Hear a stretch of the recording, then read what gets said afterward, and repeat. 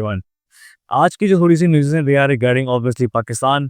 कुछ थोड़ी सी खबरें हैं सही ऐसे, लेकिन उससे भी इम्पोर्टेंट जो आज की न्यूज़ है that is regarding that journalism is not for beginners, specially in Pakistan. और अगर बात की जाए खवातीन की, और वो जितने भी सहाफ़ी जो फीमेल जर्नलिस्ट हैं पाकिस्तान में काम कर रही हैं, पाकिस्तान के छोटे शहर में काम कर रही हैं, ये कहानी उनसे रिलेटेड है।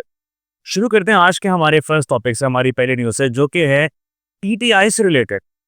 वो पीटीआई से रिलेटेड कैसे है कि खैबर पख्तूनख्वा में होने वाले अब जो इलेक्शंस हैं, जो मेरे ख्याल से 21 तारीख को होने हैं और 1-2 दिन ही है इस इलेक्शन में, उससे रिगार्डिंग ये खबर आ रही है कि PTI and opposition they agree on unopposed senate vote. Unopposed senate vote का मतलब ये है कि पहले से ही मिल बांट हो चुकी है, पहले से ही डिसाइड कर दिया गया है कि केपीके की सेनेट असेंबली में पीटीआई की जो सीट्स होंगी वो होंगी 6 और जो अपोजिशन की सीट्स होंगी वो होंगी 5। ये ऑलरेडी डिसाइडेड है। फिर यहाँ पर सवाल ये आता है कि कहाँ गया वो सारा ड्रामा, कहाँ है वो सारा एहतजाज, जब आपने ऑपोजिशन के साथ बैठ के ही चीज़ें डिसाइड कर लेनी है, जब सही तरीके से वोट को उसकी वो जगह नहीं मिलनी, तो फिर फ़ायदा क्या इन सब चीज़ों का। और ये जो खबर है ये बेसिकली द इकोनॉमिस्ट के प्लेटफॉर्म और जितने भी बड़े प्लेटफॉर्म्स हैं, द न्यूज़ इंटरनेशनल के प्लेटफॉर्म से हमने ली है। एंड ये रिपोर्ट जो जिन साफ़ी ने की है, उन्होंने ये भी मेंशन किया है इसके साथ साथ कि जो केपी असेंबली के अपोजिशन लीडर हैं डॉक्टर इबादुल्ला, उन्होंने इस पूरी डेवलपमेंट को कंफर्म किया। अब जो नॉमिनीज आएंगे, जितने भी आपको इसमें नॉमिनीज देखने को मिलेंगे, उसमें जो पीटीआई कैंडिडेट्स हैं जिनको अनअपोजिंगली इंक्लूड किया गया है, वो है मुराद सईद साहब, फैसल जावेद, मिर्ज़ा अफरीदी। मिर्ज़ा अफरीदी वही हैं जिनके बारे में इमरान खान साहब ने कहा था कि इनको तो ख़ास तौर पे टिकट नहीं देना, लेकिन खान साहब की चलती कहाँ है? खान साहब को सुनता कौन है? खान साहब सिर्फ और सिर्फ इसलिए कि उनके नाम पे एहतजाज किए जाएँ, उनके नाम पे पैसे बटोरे जाएँ, उनके नाम पे अली अमीन गंडापुर साहब एक अलग तरीके का राज करें अपने प्रोविंस में। हम बात कर सकते हैं पंजाब के बारे में भी, लेकिन right now this is only about KPK. कैसे खान साहब के अपने ही सूबे को उन्हीं की पॉलिटिकल ऑटोनॉमी के हिसाब से डिस्ट्रॉय किया जा रहा है। This is the biggest thing है। उसके उसके बाद जो आते हैं दैट इज नूरुल हक कादरी, आजम स्वाति एंड रुबीना नाज। ये पीटीआई के वो 6 कैंडिडेट्स हैं जो अनअपोजिटली सेनेट के इलेक्शंस के लिए नॉमिनेट हो चुके हैं, और शायद सीटें भी यही ही जीतेंगे। 6 सीटें पीटीआई को मिल जाएंगी। और इसका जितना भी कहाँ तक कि इसकी जो ओरिजिनल डेवलपमेंट है और ये जो मीटिंग्स हुई हैं, ये कहाँ तक जाके आगे बैठती हैं, इसका जो रिजल्ट है ये हमें वैसे सेनेट की इलेक्शन की तारीख को पता चली जाएगा कि क्या बन रहा है। लेकिन इसके अलावा अगर हम बात करें इसराइल की, तो हम सब जानते हैं कि इसराइल ईरान पे हमला करने के बाद, उससे पहले गाज़ा में और अब तक जो गाज़ा में चलता आ रहा है, वो सब कुछ करने के बाद, ये सब कुछ करने के बावजूद थका नहीं है, थकता नहीं है। बहुत हाइपर रिएक्टिव है। वो ट्रिपल ए बैटरीज नहीं होती जिनकी जान कभी खत्म नहीं होती। These people are just like that. आप सब जानते हैं, आपको न्यूज़ में भी सुनने को मिल रहा है कि सीरिया में यानी कि शाम में इसराइल की तरफ से अटैक हो रहे हैं। जो द्रूज कम्युनिटी है, द्रूज कम्युनिटी बेसिकली एक ऑफसेट कम्युनिटी है। ये कम्युनिटी ऑफसेट है इस्माइली सेट का ऑफसेट। इसका मतलब है इनका अब उन इस्माइली से भी कोई लेना देना नहीं, इनका शिया से भी कोई लेना देना नहीं, इनका सुन्नी से कोई लेना देना नहीं। इनफैक्ट ये अपने आप को अब मुसलमान भी नहीं कहते द्रूज। उनकी एक कम्युनिटी है, टोटल ये कोई कम्युनिटी है 12 से 13 लाख लोगों की। और इनका टकराव जो हो रहा है वो सपोर्ट हो रहा है इसराइल की तरफ से। इसराइल जो शाम पे अटैक करता है, जो इसराइल ने अटैक किए हैं अभी जो 2 दिन पहले, major strike was done on military installations.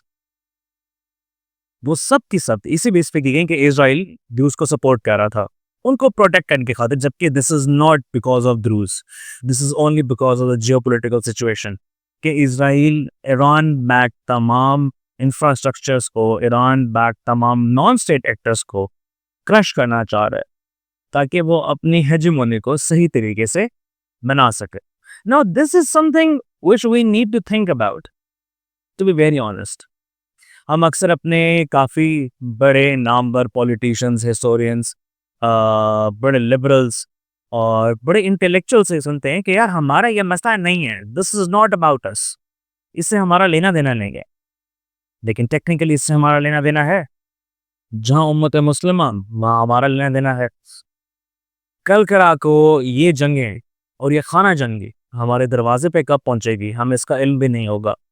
और ये जंगें क्या कर सकती हैं, ये इसका छोटा सा ट्रेलर तो हम अपने पाकिस्तान और इंडिया की जंग में देख चुके हैं। अल्लाह का लाख लाख शुक्र है कि हमें बढ़तरी हासिल ज़रूर हुई है। और इस बढ़तरी में वैसे भी इकोनॉमी ने एक नई स्टोरी लगाई है रिगार्डिंग हाउ पाकिस्तानी फाइटर्स और Pakistani jet fighters they nil down, they shot down Indian रफायल्स। फिर से वही बात वही दोहरा रहे हैं। बख्श नहीं रहा इंटरनेशनल मीडिया इंडिया को किसी भी एंगल से। कहानी है वो ये बयान करते हैं कि जो पाकिस्तानी जेट्स थे उनको बढ़तरी हासिल थी बिकॉज ऑफ चाइनीज। अब बढ़तरी हासिल इसमें कोई नहीं है, डेफिनेटली बढ़तरी हासिल थी। और पाकिस्तान की J-10Cs जो PL-15 मिसाइल्स के साथ इनका कॉम्बिनेशन किया गया वो इंडिया पे बहुत हावी पड़ा। और ये भी इस रिपोर्ट में बताया गया है कि there was an Indian error, Indian jets flew too deep and possibly straight into missile engagement zone।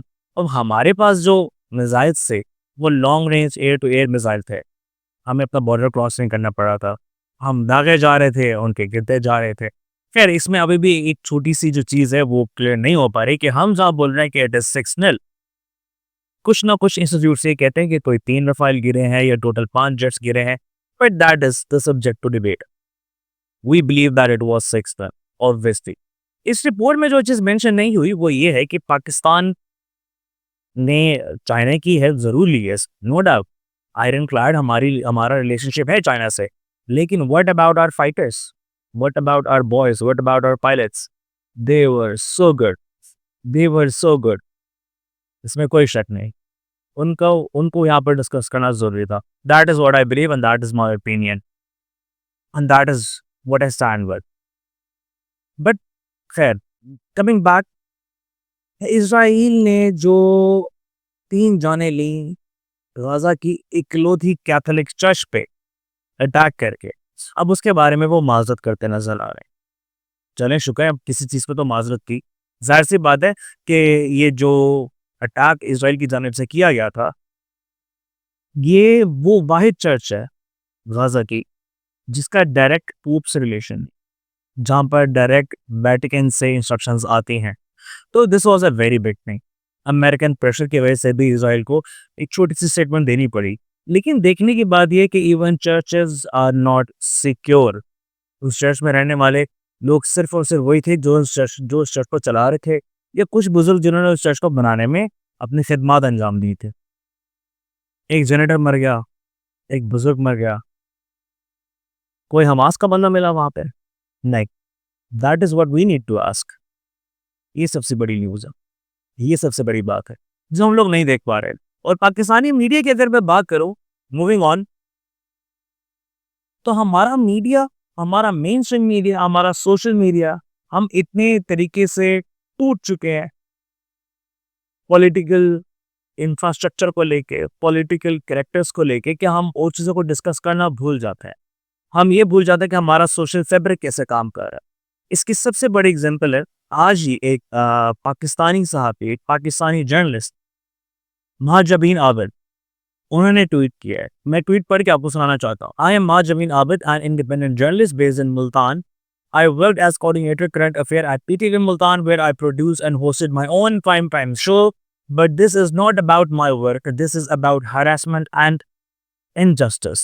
इन खातून के साथ हरासमेंट हुई, लफाजी कलामी हरासमेंट हुई। इन खातून ने जाके प्रोटेस्ट किया, इन खातून ने जाके कंप्लेंट्स की, इन खातून ने जाके ministry of information and broadcast में भी अपना जो पूरा केस था वो चलाया। लेकिन जिस इंसान के खिलाफ उन्होंने केस चलाया, आज वही इंसान general manager PTV Multan. This is as per her tweets. इस तरह की और कितनी महाजबीन होंगी पाकिस्तान में जो पाकिस्तान के छोटे शहरों में काम करेंगे। ये पाकिस्तान के छोटे शहरों में सहाफत आसान नहीं है। पाकिस्तान के छोटे शहरों में सहाफत एक सबसे बड़ा चैलेंज है, और वो भी ख़वातीन के लिए। हम बोलते तो ज़रूर हैं, इवन हमारी चीफ मिनिस्टर पंजाब साहिबा, हर जगह उनकी पिक्चर होती है, हर जगह उनकी तस्वीर होती हैं। वो ये शो करते हैं कि ख़वातीन काम कर सकती हैं। इसमें कोई शक नहीं है, ख़वातीन लाती काम कर सकती हैं, शाना बशाना इंस्टीट्यूट्स में चल सकती हैं, अपना कंट्रीब्यूशन दे सकती हैं। लेकिन is there a safe haven for working women in Pakistan? चलिए, journalism is a very vulnerable occupation, I agree. Journalism बहुत खतरनाक, बहुत ही सेंसिटिव तरीके का पेशा है। मैं समझता हूँ इस बात को। और जितने भी ख़वातीन सहाफ़ी फ़ील्ड पे काम कर रही होती हैं, this is a really big thing. In this video, this is a shout out to them कि you are doing an amazing job. आप जिस मर्ज़ी पार्टी को लेके कभी बायस हो जाए, कुछ हो जाए, रिगार्डलेस ऑफ दैट, आप फ़ील्ड पे काम करें, ये बहुत बड़ी बात है। लेकिन छोटे शहरों की जब हम बात करते हैं, तो उन लड़कियों की ज़िंदगी अज़ाब बन जाती है, हरासमेंट के पीछे। Where are we going? We should think about it. हम किस तरफ बढ़ रहे हैं?